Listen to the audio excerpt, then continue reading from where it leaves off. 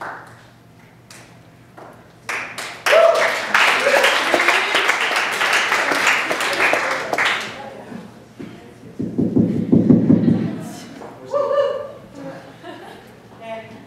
I wrote some notes down for this because I'm not going to remember all this. So. I don't know. Anyways, my name is Trent, if you don't know. How you doing? Okay. Okay, so most of y'all might not know that I've been going to this church for a while now. I've been going for about 2 years, and I did kind of fall off for a while. It all started when my grandma died. My grandma was probably the most, godly woman I've ever known. She went to church for over 50 years of her life. She was married to her husband for over 50 years. She went every day, no matter what. Even if she was sick, she would always go to church. It didn't matter what. So she was my example growing up. And then when she died, it kind of killed me. I didn't know what to do. Sorry.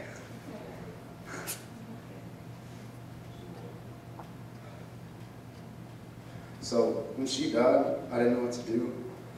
So after that, I quit going to church. My dad fell apart. My whole family on my dad's side fell apart. They didn't know what to do because she was the glue that held us together. And so I did get into drinking for a while. I went and started going to parties, and I thought it was cool because everybody else was doing it, and I would see people there, and they would always ask, "Don't you go to church?" And I was like, "Yeah," but I just kept going because I wanted to. And I started getting into partying and drinking and stuff that just wasn't good for me because I thought it was cool. Because everybody thought it was cool because everybody went and, you act like you were part of a group, but you really weren't. We were just kind of there. And so it really hurt me because, I went where I shouldn't have went because I went from the exact opposite of what my grandma taught me.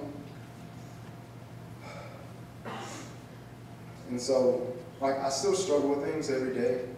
I try not to drink and I try not to do stuff like that. And I didn't get bad. I never got drunk with it or anything like that.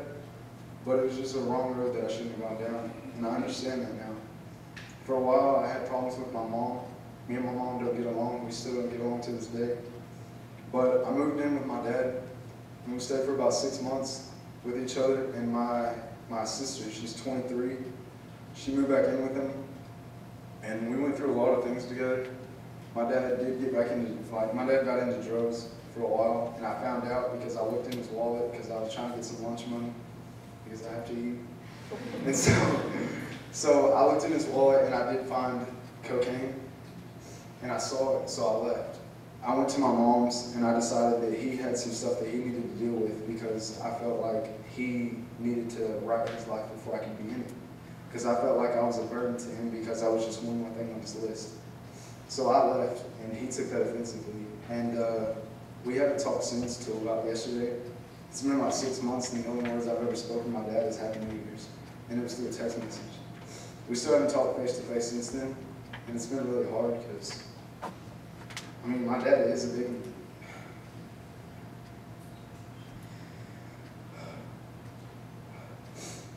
big person in my family, and I've always looked up to him. He's never been in my life throughout my whole family. It's been ups and downs with me and him. And I was really happy that I got to move in with him because my mom, we still don't get along and we don't click as me and my dad do.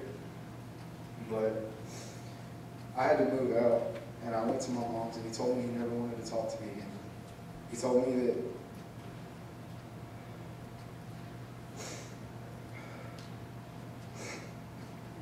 he never wanted to be around me again.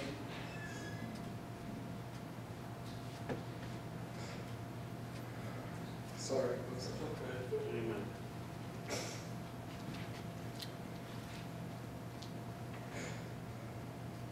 He told me if I ever had any problems, he didn't want to hear them. Because he said that I ditched it for my mom. And he said that if I ever had anything to say to him, to never say it to him. He never wanted to talk to me again. He never wanted to see me again. He didn't want to be in my life.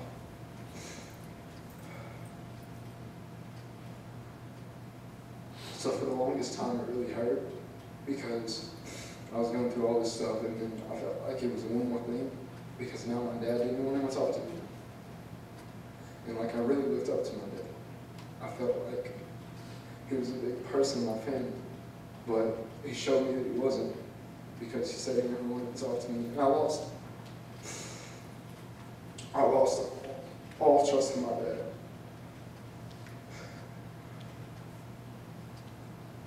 And I refused to speak to him for the longest time, and I felt like I could do it on my own.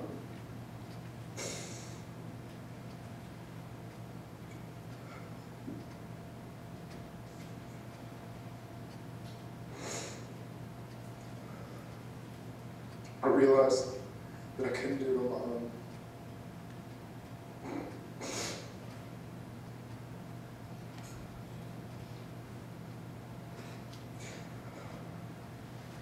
I realized that you're always going to need God because He's always there for you, and He's never going to leave you.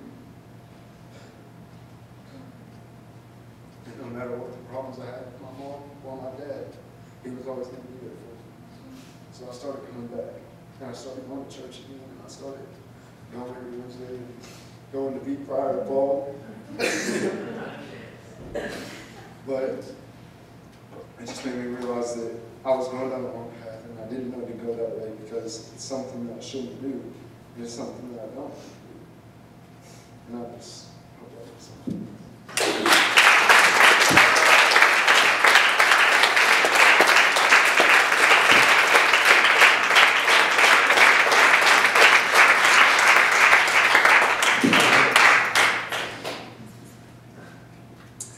Alex. Okay, well, like, I don't have, like, a testimony to share, but I just, like, want to say that I'm kind of, like, learning. Like, I don't know, like, I'm sure y'all all heard, like, the verse in the Bible, you know, where it's, like, God says, like, show me who your friends are, and I'm going to show you your future. And, like, I don't know, like, I feel like in certain situations in school, like, you're just put in, well, I said situations twice, you're just put in, like, situations, like, you just have to deal with people, and, like, I think in, like, the way I thought, I was just like, okay, well, I'm gonna be a Christian, like, it doesn't matter, they can say whatever, like, it's not gonna affect me, like, I'm still gonna be Alex, like, I'm still gonna be like, go God, you know, like what do we all think, just because, you know, we're human. But, that kind of, like, that changes because the more, like, you hear people say negative things about other people, and the more you hear, like, people say things, like, the more you're going to say it, and the more it's going to come out of your mouth. So that's just, like, one thing. But, and then, I don't know, I'm just kind of learning that, like, talking about people is only, like, letting the devil, like, work through you. And I don't know, but I just, like, don't want to be a part of that. Like, I don't want anyone to ever associate me with, like, that kind of thing. Like, if that makes sense, like, anything.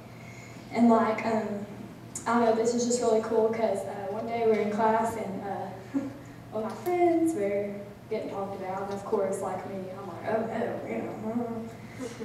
But, and then like we're in a temperance class, and like she just happened to open the Bible, and like it was like exactly on the page, and it was just like talking about how like you don't want others to see you that way, pretty much, because like if they see you do one thing, then how are you ever gonna like lead them to Christ?